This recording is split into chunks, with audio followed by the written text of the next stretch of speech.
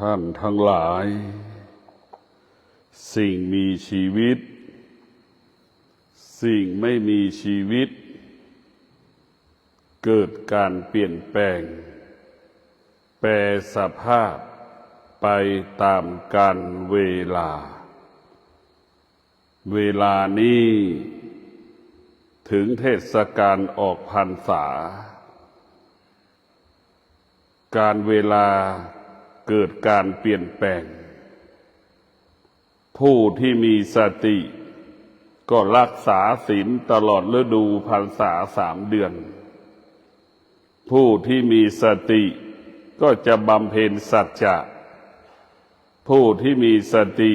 จะเป็นผู้ที่มีความอดทนผู้ที่มีสติเป็นผู้ที่มีวิริยะภาคเพียรงดการดื่มเหล้าตลอดฤดูพรรษา3 เดือนผู้ที่มีสติปฏิบัติตนประพฤติตนได้ครบ3 เดือนนี่แหละผู้ที่มีสติ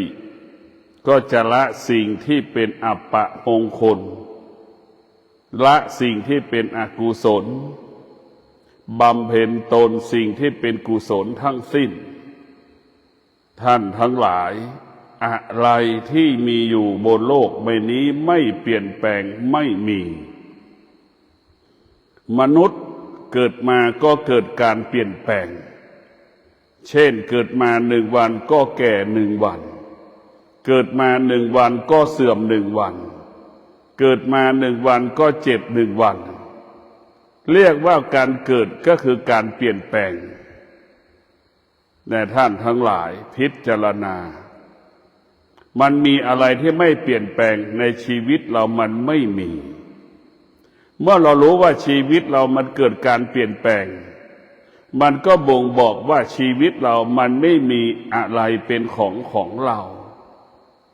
ถ้ามันมีอะไรเป็นของเราบ้างห้ามไม่ให้แก่ก็ไม่ได้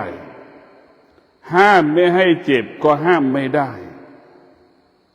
ห้ามไม่ให้ตายก็ห้ามไม่ได้มันไม่มีอะไรเป็นของเรามันเป็นของที่เปลี่ยนแปลง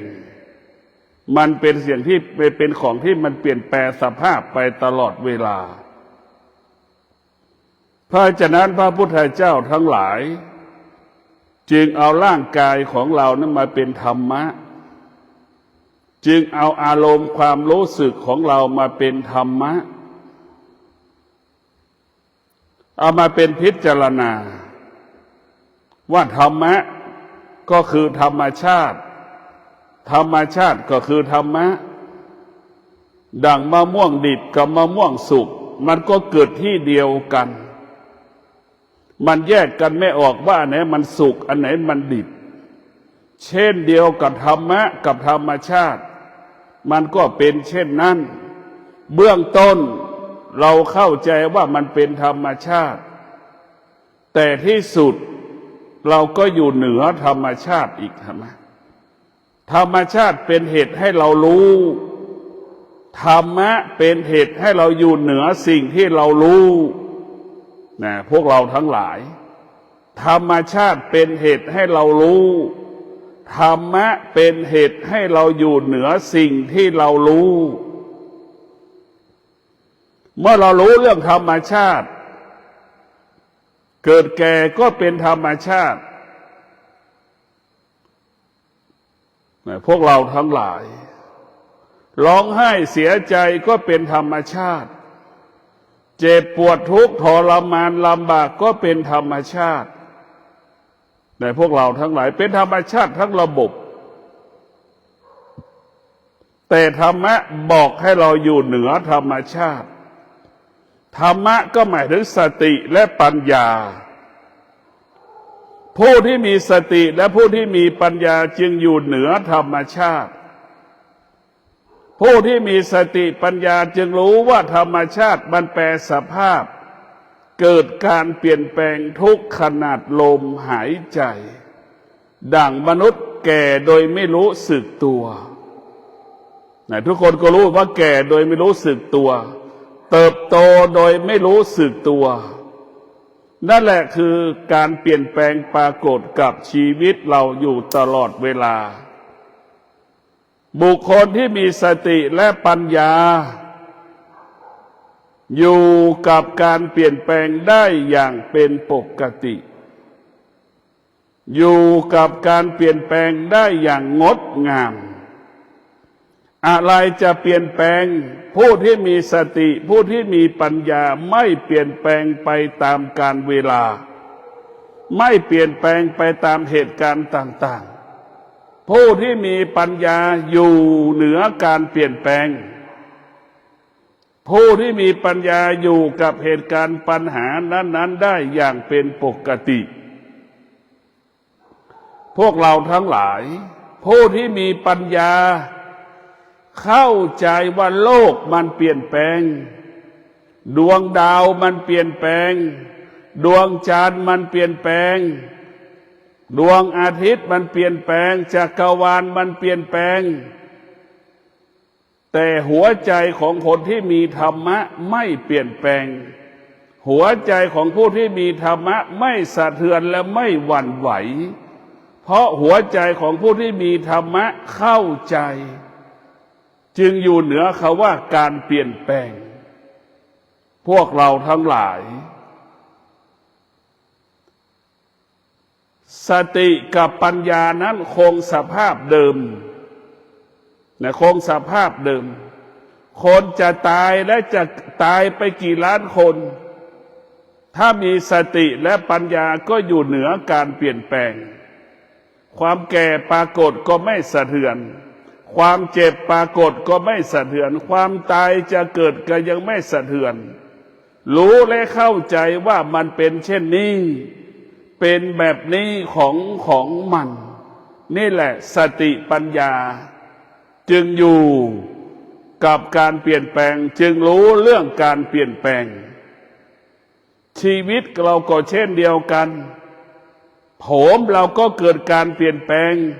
จากที่มันดกมันดำมันหนามันก็ห่างมันก็ร่วงมันก็ห่างมันหัวมันก็ล้านแล้วผมมันก็ขาวอย่างเนี้ยนี่แหละปรากฏมันเปลี่ยนแปลงความเจ็บความปวดเกิดขึ้นตามร่างกายของเรานั่นแหละคือความเสื่อมนั่นแหละคือความเสื่อมมันปรากฏลุกก็ยากนั่งก็ยากนั่นแหละคือความเสื่อมลุกก็โอยนั่งก็โอยนั่นแหละคือความแก่ที่มันปรากฏกับชีวิตเราสิ่งเหล่านี้มันเป็นสิ่งที่เตือนสติเราในการร่างกายเราเปลี่ยนแปลงมันบอกให้เรามันเตือนสติเราไม่ให้เราไปหลงสิ่งอื่นๆให้กลับมาสนใจใส่ใจร่างกายของเราให้เราสนใจใส่ใจร่างกายของเราให้เราควรรู้ว่าร่างกายของเรานั้นมันเป็นเช่นไรร่างกายของเรามันก็เป็นอนิจจังทุกขังอนัตตาร่างกายของเราก็อยู่ภายใต้เวทนาและอุปาทานจิตใจของเราก็อยู่ภายใต้นิวรณ์พวกเราทั้งหลายชีวิตของเราต้องมีปัญญาเท่านั้นถ้าเรามีปัญญาเมื่อไหร่เรามีปัญญาแล้วดวงจิตเราก็สว่างไสวเรียกว่าใจมันสบายใจ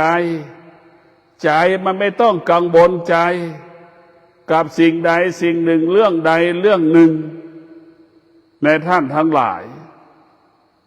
ผู้ที่มีปัญญา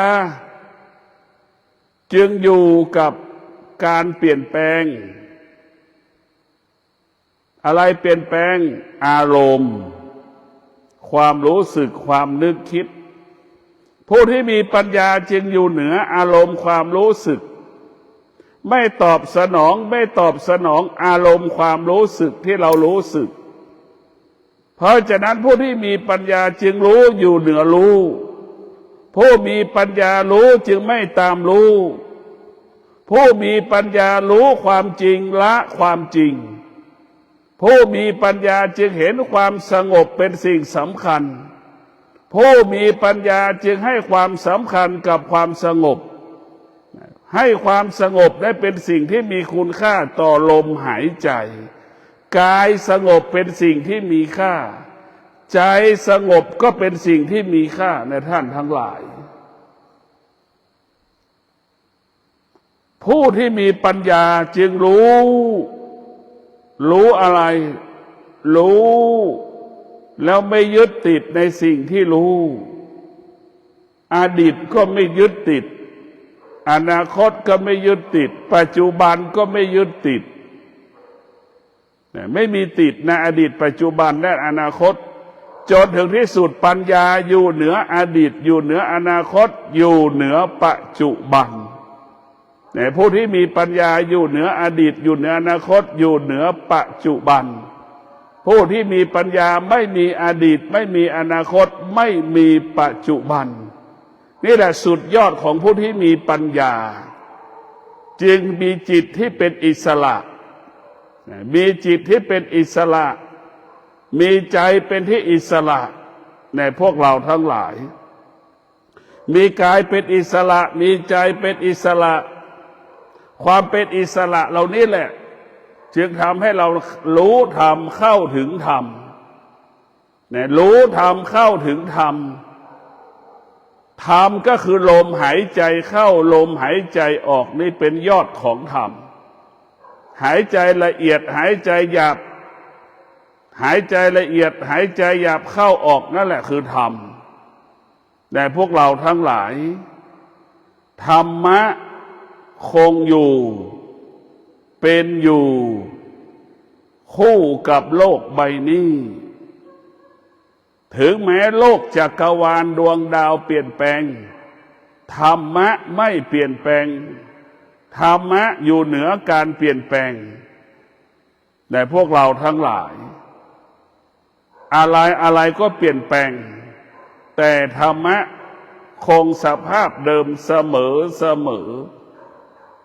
ธรรมะไม่มีการเปลี่ยนแปลงธรรมะคงสภาพเดิมเสมอเนี่ยก็ขอให้พวกเราได้มีสติพิจารณาการมีชีวิตอยู่บนโลกใบนี้การมีชีวิตอยู่บนโลกใบนี้ต้องอาศัยปัญญาผู้ที่มีปัญญาจึงเป็นผู้รู้เรียกว่าสงบรู้ผู้ที่มีปัญญาจึงจะไม่ตอบสนองสิ่งที่รู้ไม่ตอบสนองสิ่งที่รู้ผู้ที่มีปัญญาจึงหยุดความคิดหยุดความคิดกลับมาใช้สมาธิผู้ที่มีปัญญากลับมาใช้สมาธิให้ความสำคัญสมาธิเป็นอาหารของปัญญาสมาธิเป็นเครื่องมือของปัญญาเป็นผู้ที่กำกับกำหนดควบคุมสมาธิพวกเราทั้งหลายพิจารณาผู้ที่มีปัญญาจึงอยู่กับการเปลี่ยนแปลงได้อย่างเป็นปกติผู้ที่มีปัญญาไม่มีจิตที่หวั่นไหวไม่มีใจที่มั่นคงผู้ที่มีปัญญามีจิตที่ไม่หวั่นไหวมีใจที่มั่นคงเป็นอมตะดังผู้ที่มีสติปัญญาก็งดการดื่มเหล้าเข้าพรรษาได้โดยพวกเราทั้งหลายมีสติอันแรงกล้ามีสัจจะอันแรงสูงพรรษา3 เดือนจึงงดการดื่มเหล้าได้นี่แหละคือด้วยอานุภาพของสติมีสติอันแรงกล้ามีสัจจะอันแรงสูงมีความอดทนเป็นเลิศมีวิริยะเพ่เพียรเป็นเลิศจึงอยู่และจึงดำรงตนและดูเข้าพรรษา3 เดือนโดยงดการดื่มเหล้าได้สบายนี่แหละธรรมะของพระพุทธเจ้าเปลี่ยนแปลงสิ่งที่มีชีวิตเปลี่ยนแปลงชีวิตของเราให้เป็นชีวิตที่ดีงามเป็นชีวิตที่งอกงามธรรมะเป็นผู้เปลี่ยนแปลงชีวิตธรรมะเป็นผู้พัฒนาชีวิตเรามีธรรมะแล้ว ชีวิตเราจะงดงามมั่นคงยั่งยืนคนที่มีธรรมะเป็นที่ต้อนรับของคนทุกๆคนไปที่ใดคนก็ต้อนรับทำการใดๆคนก็สรรเสริญช่วยเหลือเกื้อกูลเมตตานี่แหละคือธรรมะเป็นของวิเศษจะทำอะไรคนก็เมตตาจะทำอะไรคนก็ส่งเสริมตลอดเวลานะพวกเราทั้งหลายธรรมะเป็นของสูงธรรมชาติเป็นของต่ำคนที่มีสมาธิเป็นคนชั้นสูงคนที่ขาดสมาธิเป็นคนชั้นต่ำคนที่มีสมาธิเป็นผู้ที่มีหัวใจที่ละเอียดปาณีตสุขุมรอบคอบคิดก็สำเร็จพูดก็สำเร็จทำการใดๆก็สำเร็จเพราะสมาธินี่จะทำให้เราละเอียดปาณีตสุขุมรอบคอบจึงเป็นที่ยอมรับของคนทุกๆคนเพราะคนนั้นมีสมาธิคนที่มีสมาธิก็คือเป็นคนที่มีความอดทนคนที่มีความอดทนเป็นคนที่มีสมาธิสมาธิกับความอดทนก็ต้องอาศัยกันอาศัยซึ่งกันและกันนะพวกเราทั้งหลายถ้าอดทนเฉยๆไม่มีสมาธิมันก็ไม่ละเอียดสมาธิเปรียบเสมือนแป้งสมาธิเปรียบเสมือนแป้งนะพวกเราทั้งหลายสติเปรียบเสมือนน้ำเห็นไหมสติสมาธิเอามาผสมกันเบื้องต้นน้ำกับข้าวแป้งมันเป็นคู่กรณีกัน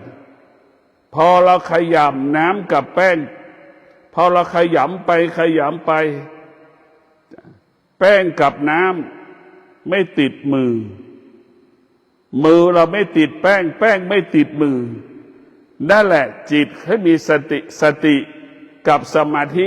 ในพวกเราทั้งหลายสติสมาธินี่สำคัญเราต้องมีสติเราต้องมีสมาธิในการดำเนินชีวิตเหมือนจึงจะไปบรรลุเป้าหมายผู้ที่มีสติผู้ที่มีสมาธิบรรลุเป้าหมายนั้นได้เป้าหมายของสติสมาธิก็คือให้กายสงบให้ใจสงบให้จิตเป็นผู้รู้ให้จิตเป็นผู้รู้เมื่อจิตเป็นผู้รู้จิตนั้นก็มั่นคงในสิ่งที่จิตบรรลุจิตนั้นก็ไม่หวั่นไหวในจิตที่มันรู้จิตมันก็คงสภาพเดิมคงสภาพเดิมก่อนที่มันรู้ขณะที่มันรู้จิตก็ยังเป็นปกติเช่นนั้นในท่านทั้งหลายจิตที่มันมีปัญญาจิตจะอยู่เหนือปัจจุบันจิตจะอยู่เหนืออดีตจิตจะอยู่เหนืออนาคตจิตที่มีปัญญาจิตไม่มีอดีตจิตไม่มีอนาคตพวกเราทั้งหลายก็ขอให้พวกเราได้มีสติพิจารณาการมีชีวิตอยู่บนโลกใบนี้ต้องพึ่งพาปัญญาเราต้องอาศัยปัญญานี่แหละเป็นแสงสว่างส่องทางให้บัณฑิตเดินบัณฑิตทั้งหลายจะอาศัยปัญญาบัณฑิตทั้งหลายจะไม่ใช้ความคิดบัณฑิตทั้งหลายจะใช้สมาธิบัณฑิตทั้งหลายจะอาศัยความอดทนอาศัยวิริยะภาคเพียรจึงเกิดคำว่าบัณฑิตได้เพราะสติสัจจะวิริยะขันติกำเนิดคำว่าบัณฑิตคนจะเป็นบัณฑิตต้องมีสติสัจจะวิริยะขันติบัณฑิตที่มีธรรมก็จะน้อมนำเอาความสงบมาเป็นอาหารของจิตเอาความสงบมาเป็นเสื้อผ้าของกายเอาความสงบเป็นอาหารของจิตพวกเราทั้งหลายสิ่งที่มีอยู่ในร่างกายของเรานั้นสำคัญที่สุดก็คือธรรมะอยู่ในร่างกายของเราธรรมะไม่ได้อยู่ในตำราถ้าเจ็บที่ไหนก็เจ็บที่กายกับจิตกายมันเจ็บจิตมันก็รู้สึกกายมันปวดจิตมันก็รู้สึกพวกเราทั้งหลายทั้งกายทั้งจิตนั่นแหละมันเป็นบ่อเกิดแห่งธรรม ถ้าเรารู้เรื่องกายเราก็รู้เรื่องธรรมเข้าถึงกายก็เข้าถึงธรรมในพวกเราทั้งหลายเราเห็นธรรมเราก็จะเห็นพระพุทธเจ้าเราเข้าถึงธรรมเราก็เข้าถึงพระพุทธเจ้าเราต้องเอาธรรมมาก่อนเห็นพระพุทธเจ้าไม่มีโอกาสเห็นธรรมไม่มีโอกาสได้บรรลุธรรมเห็นธรรมเท่านั้นถึงจะได้บรรลุธรรมเห็นธรรมเท่านั้นถึงจะได้เข้าถึงพระพุทธเจ้าในท่านทั้งหลายต้องมีสติพิจารณาความจริงว่ามันเป็นเช่นนี้ความจริงมันเป็นเช่นนี้ความจริงมันเป็นเช่นนี้เราต้องพิจารณาว่าธรรมธรรมะของพระพุทธเจ้านี่แหละนั่นก็คือกายธรรมะของพระพุทธเจ้าก็คือจิตกายกับจิตมันเป็นอนิจจังเป็นทุกขังเป็นอนัตตามันเกิดความสุขความทุกข์ขึ้นที่กายสุขทุกข์เกิดขึ้นที่กายสุขทุกข์มันก็เปลี่ยนแปลงและแปรสภาพตลอดกาลเวลาสุขกับทุกข์มันเป็นของเป็นสิ่งที่ไม่ทนเป็นสิ่งที่ทนได้ยากนะพวกเราทั้งหลายเราต้องมีสติเช่นเย็นนี้เรามีสติสามีดื่มเหล้าเย็นนี้ภรรยาต้องมีสติอดทนมีสติเข้าใจว่าสามีดื่มเหล้าเราเข้าใจว่าลักษณะของคนดื่มเหล้าเป็นเช่นไรเมื่อเรารู้เราก็อยู่เหนือสามีตนเองเมื่อเรารู้เราจะไปถือสาอารมณ์ความคิดของเขาของคนที่ดื่มเหล้าก็คือสามีเพราะฉะนั้นพวกเราทั้งหลายภรรยาทั้งหลายมีสติอยู่เหนือสามีตนเองภรรยาที่มีสติภรรยาที่มีสติสามีจะดีไม่ดีไม่มีค่าไม่มีความหมายใดๆภรรยาที่มีสตินั้นจะให้ค่าของธรรมะเหนือกว่าสามีตนเองภรรยาที่มีสติรู้ว่าสามีเป็นสมบัติของเราแค่บางเวลาภรรยาที่มีสติจึงรู้ว่าสามีเป็นสิ่งที่ควบคุมไม่ได้รู้ว่าสามีอยู่กับเราแค่บางเวลาภรรยาที่มีสติจึงรู้ว่าธรรมะอยู่กับเราตลอดเวลาตนแลเป็นที่พึ่งแห่งตนผู้ที่มีปัญญาเท่านั้นที่จะรู้ความจริงเข้าถึงความจริงดังคำว่าตนแลเป็นที่พึ่งแห่งตนตนแลเป็นที่พึ่งแห่งตนอดทนชนะสำเร็จอดทนชนะสำเร็จเข้าใจชนะสำเร็จเข้าใจชนะสำเร็จก็ขอให้ท่านทั้งหลายมีสติชนะอารมณ์ของตนเองมีสติชนะความคิดของตนเองมีสติหยุดยั้งความคิดของตนเองอารมณ์ของตนเองชีวิตเราก็มั่นคงปลอดภัยตลอดกาลขอเจริญพร